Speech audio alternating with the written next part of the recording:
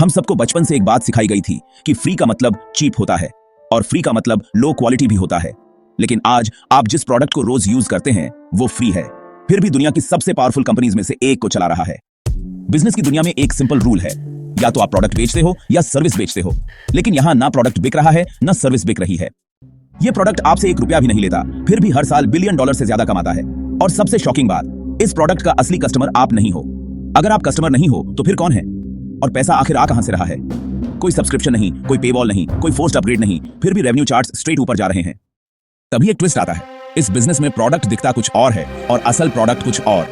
आप जो इस्तेमाल कर रहे हो वो प्रोडक्ट नहीं, वो बेट है। ह्यूमन ब्रेन फ्री वर्ड से अट्रैक्ट हो जाता है क्योंकि फ्री में रिस्क जीरो लगता है, लेकिन अगर रिस्क जीरो है तो रिवॉर्ड इतना बड़ा कैसे? चलिए बैक स्टोरी से शुरू करते हैं। साल था 1998। 2 PhD स्टूडेंट्स लैरी पेज और सर्गे ब्रिन, उन्होंने एक सर्च इंजन बनाया। उनका गोल पैसा कमाना नहीं था, उनका गोल था इंफॉर्मेशन को ऑर्गेनाइज करना। लेकिन शुरू में काफी स्ट्रगल थी। इन्वेस्टर्स पूछते थे रेवेन्यू मॉडल क्या है, और ऑनेस्टली उस वक्त इसका आंसर क्लियर नहीं था। उस समय इंटरनेट बहुत तेजी से ग्रो कर रहा था, वेबसाइट्स हर दिन बढ़ रही थी, लेकिन रेलेवेंट इंफॉर्मेशन ढूंढना बहुत मुश्किल था। फिर एक टर्निंग पॉइंट आया। गूगल ने सर्च को इतना एक्यूरेट बना दिया कि लोग बाकी ऑल्टरनेटिव्स भूल ही गए। और यहीं पर एक ट्विस्ट आया, क्योंकि यहीं से फ्री प्रोडक्ट एक हैबिट बन गया और ऑनेस्टली सबकी जिंदगी का हिस्सा भी। अब गूगल ने एक चीज बहुत जल्दी समझ ली थी, अगर यूजर ज्यादा होंगे तो डेटा भी ज्यादा होगा। और डेटा सिर्फ इंफॉर्मेशन नहीं होता, डेटा बिहेवियर होता है, इंटेंट होता है।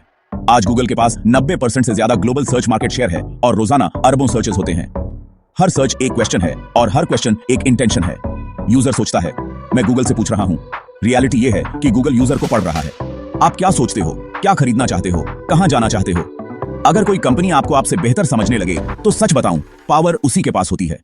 देखो, गूगल पैसा यूजर से नहीं कमाता, गूगल असल में पैसा एडवर्टाइजर से कमाता है।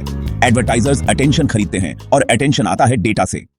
अगर हम थोड़ा कंपैरिजन करें तो ट्रेडिशनल बिजनेस में प्रोडक्ट बेचो बस, लेकिन गूगल मॉडल में अटेंशन बेचो। डेटा आज का ऑयल है और जिसके पास डेटा है उसके पास पावर है। इसी वजह से गवर्नमेंट्स रेगुलेशंस लाती हैं, प्राइवेसी लॉज बनती हैं और कंपनीज इनोवेशन की बात करती हैं।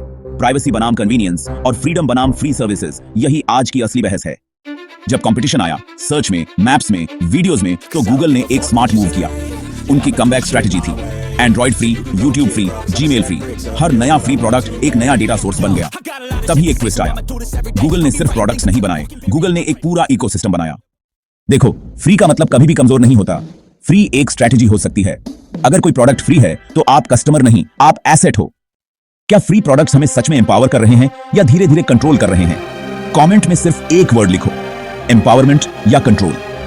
और अगर आपको ऐसी cinematic, business plus history plus reality वाली स्टोरीज पसंद हैं तो चैनल को सब्सक्राइब करो, क्योंकि अगली स्टोरी आपकी सोच बदल सकती है।